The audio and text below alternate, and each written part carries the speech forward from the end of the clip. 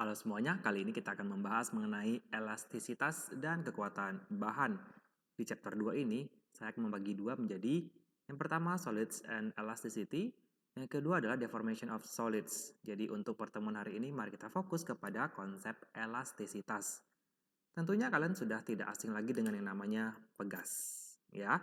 Pegas merupakan sebuah atau suatu benda yang elastik dan tentu saja bisa melar dan kembali ke bentuk semula. Jika gaya yang diberikan sebanding dengan pertambahan panjangnya, maka kita mengatakan bahwa pegas tersebut memenuhi yang kita sebut dengan hukum Hooke, ya. Nah, hukum Hooke menyatakan bahwa gaya sebanding dengan pertambahan panjangnya, yang berarti jika kita beri gaya 1 Newton seandainya bertambah panjang 1 cm, ya, maka kalau kita beri gaya 2 Newton, maka pertambahan panjangnya menjadi 2 cm dan seterusnya. Artinya sifatnya linear. Kemudian kita sudah tahu bahwa yang namanya pegas bersifat elastik tadi ya. Nah, elastik adalah kondisi di mana benda bisa kembali ke bentuk semula dan lawan katanya adalah plastik atau plastis. Untuk kondisi plastik atau plastis ini, ketika gaya diberikan pada sebuah benda, maka dia tidak bisa kembali ke bentuk semula. Oke, nah di sini bisa kita lihat di gambar ada gaya applied ya, applied force dan ada restoring force. Tentu saja keduanya ini saling berlawanan arah. Ketika kita tarik dia, kita memberikan gaya yang sebanding dengan konstanta pegas. Apa itu konstanta pegas? Kita lihat di slide berikutnya.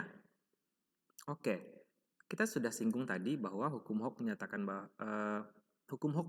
bahwa antara gaya dan posisi ya dan pertambahan panjang adalah sebanding. Nah, pada garis lurus ini yang linear merupakan daerah hukum Hooke, sedangkan di atas ini bukan merupakan daerah hukum Hooke.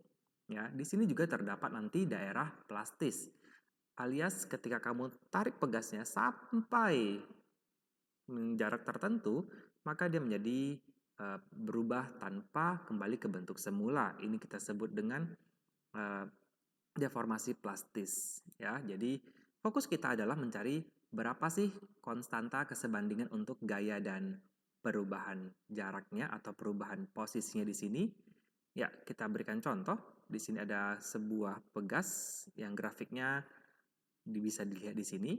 Ada 5 Newton dan 10 Newton.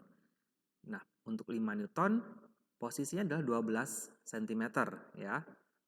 Dan pada gaya 10 Newton posisinya 23 cm. Di sini bisa kita lihat berapa sih konstanta pegasnya alias gradiennya kalau kita berbicara matematisnya. Jadi gradien adalah konstan, yaitu adalah perubahan jaraknya ya, dan gayanya kita bandingkan saja sesuai dengan kesepakatan, maka diambillah konstanta pegas merupakan gradiennya ya. Jadi ini rise-nya, ini run-nya. Jadi kita dapatkan delta F per delta X. Tapi pada beberapa kasus, biasanya F-nya dianggap sama dengan 0. Jadi kita bisa menuliskan dalam bentuk K delta X. Tapi ketika kita berurusan dengan grafik, tentu mau tidak mau kita harus melihat perubahan gayanya atau force-nya. Mari kita hitung. Di sini kita sudah punya rise-nya adalah 10 dikurang 5 ya, alias 5 Newton. Dan delta X-nya adalah 12 ke 23, yaitu 11 cm. Maka bisa kita nyatakan ini dalam satuan Newton per cm boleh, atau dalam Newton per meter juga tidak masalah. Ya.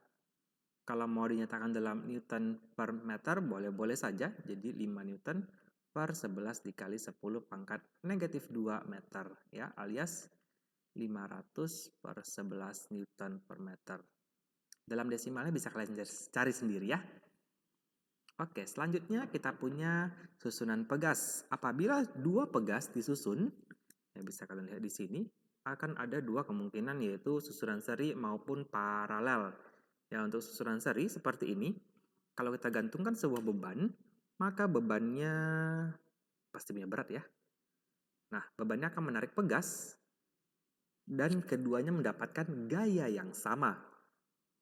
Oke, sebenarnya untuk menganalisis pertambahan panjangnya ini kita bisa ambil satu persatu ya, extensionnya masing-masing kita jumlahkan. Boleh, tapi ada beberapa kasus yaitu mungkin susunan pegasnya ada 3 atau 4 atau lebih, maka mencari satu-satu tidaklah efektif. Di sini kita akan lihat bahwa 2 pegas atau lebih bisa dianggap sebagai satu pegas pengganti yaitu K ekuivalen. Berapa nilai K ekuivalen ini bisa kita cari dengan fakta tadi bahwa masing-masing pegas mengalami gaya yang sama, tentu saja extension atau perubahan panjangnya yang berbeda. Untuk susunan seri, maka perubahan panjang sistemnya adalah sama dengan perubahan panjang masing-masingnya kita jumlahkan.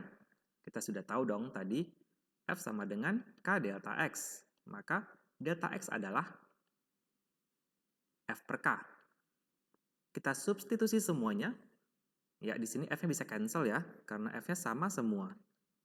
Maka untuk pegas susunan seri, kita dapat menyimpulkan konstanta ekuivalennya adalah masing-masing pegas diseperkan. Ya, kita mengambil kebalikannya. Ini berkebalikan dengan susunan resistor. Nanti di kelas 12 kalian akan melihat ini lagi, tapi di suatu komponen yang kita sebut dengan kapasitor. Kalau susunan seri bentuknya seperti ini, tentu saja untuk paralel konstantanya dijumlah ya. Nah, dapat dari mana?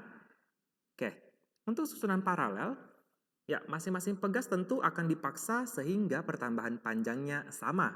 Ya, jadi faktanya adalah delta X1 sama dengan delta X2. Tapi gaya pada masing-masing pegas itu berbeda. Nah, F1 ditambah F2 adalah sama dengan F total. Jadi F bisa kita buka kembali menjadi K delta X. Karena di sini tadi kita sudah bilang delta X-nya sama, maka delta X-nya bisa kita cancel. Sehingga kita akan dapatkan konstanta ekuivalen adalah K1 ditambah K2. Cukup jelas ya? Kita masuk contoh soal pertama. Di sini ada 3 susunan pegas di atas dan 2 susunannya di bawah. Silakan jeda untuk melihat soal lebih lanjut. Nah, untuk mencari pertambahan panjang ya atau perubahan panjangnya, tentu pertama-tama yang kita lakukan adalah mencari berapa konstanta ekuivalennya. Ini lebih mudah kita cari terlebih dahulu.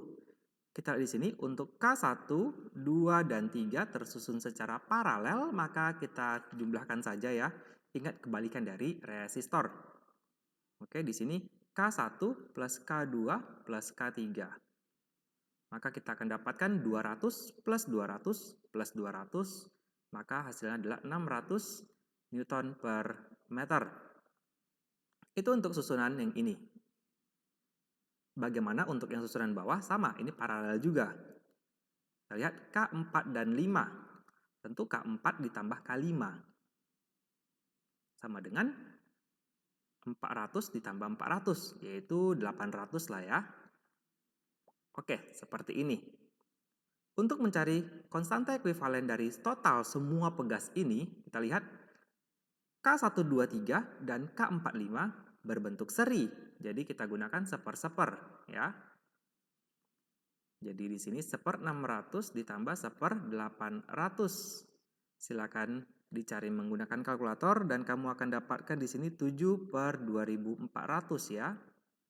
Ini masih seper K ekuivalen.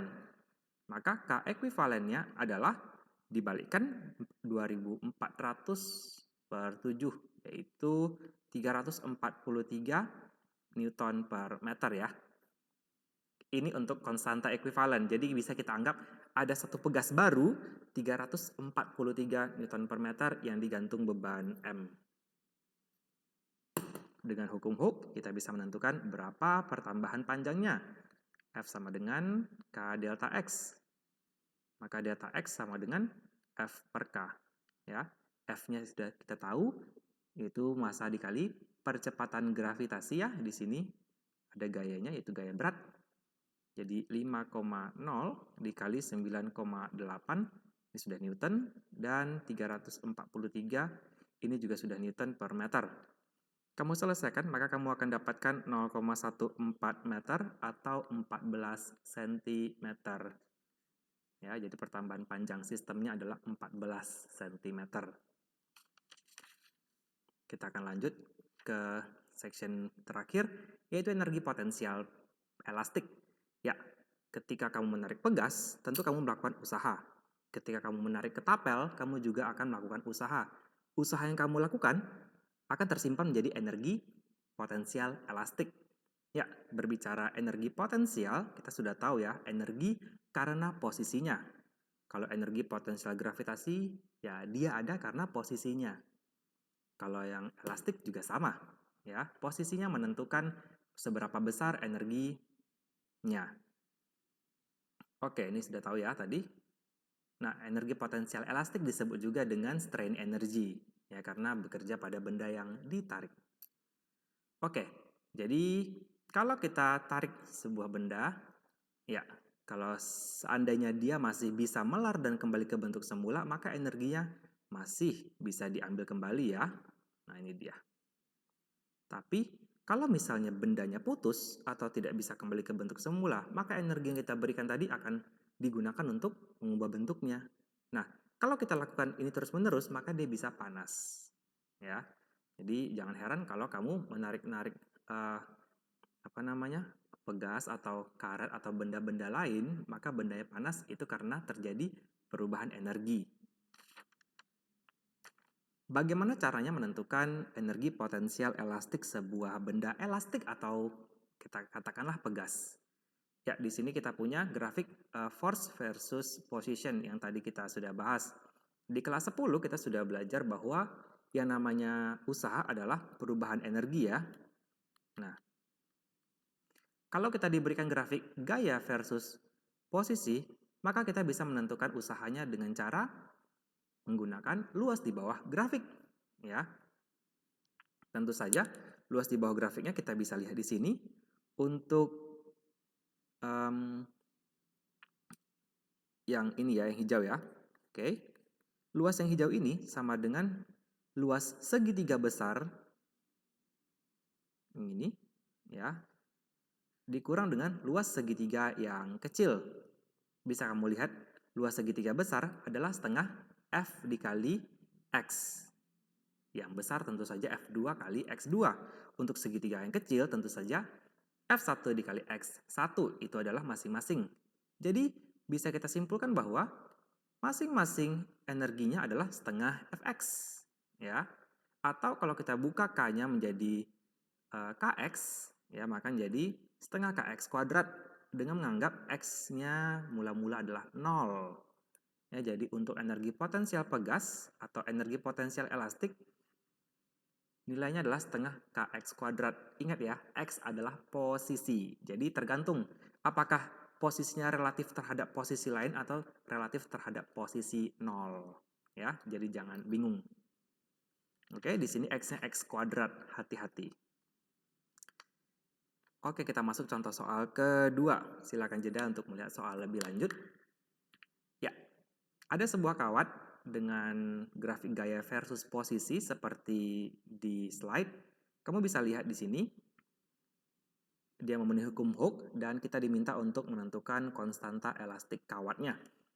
Oke, untuk menentukan konstanta elastik kawat tidak begitu susah. Seharusnya kita ambil titik sini saja karena ini paling mudah. Dan ini linear, jadi mau ambil segitiga dari manapun boleh. Saya ambil yang besar aja ya. Yang besar gini, 0,6 mm dan rise-nya adalah di sini pasti 5 ya, karena tengah-tengah. Jadi konstantanya adalah delta F per delta X. Maka F-nya adalah 5 Newton per 0,6 dikurang 0, jadi 0,6 ya extensionnya. Milimeter berarti negatif 3 meter. Kita selesaikan dan akan didapatkan 8,33 kali 10 pangkat 3 Newton per meter kalau dalam SI. Ini adalah konstanta elastik kawat. Ya, sedangkan untuk soal B, berapa energi yang tersimpan? Ya, kita bisa menggunakan luas di bawah grafik atau kita bisa menggunakan rumus setengah Kx kuadrat tadi. Kita gunakan rumus dulu ya. Di sini X sama dengan setengah Kx kuadrat. Kita input K yang sudah diketahui tadi, 8,33 dikali 10 pangkat 3 Newton per meter. Kemudian extensionnya ya, atau X posisinya adalah di sini 0,6 dikali 10 pangkat 3 kuadrat. Maka kalian akan dapatkan nanti hasil energi potensialnya, yaitu 1,5 dikali 10 pangkat negatif 3 Joule.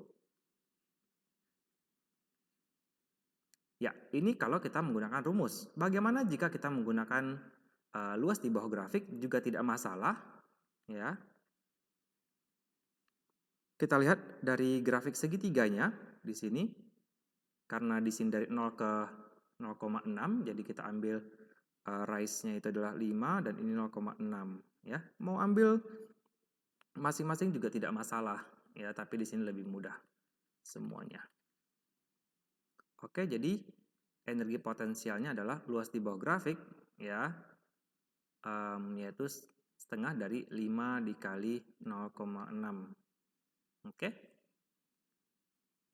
0,6-nya adalah 10 pangkat negatif 3 ya. Silakan dicari, maka kamu akan dapatkan 1,5 dikali 10 pangkat negatif 3 Joule juga, ya.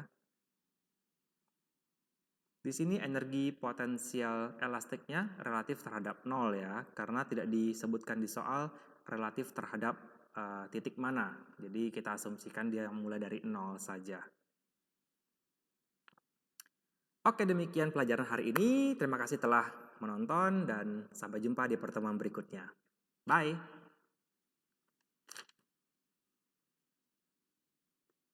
Tegas. Minggu depan bahas benang.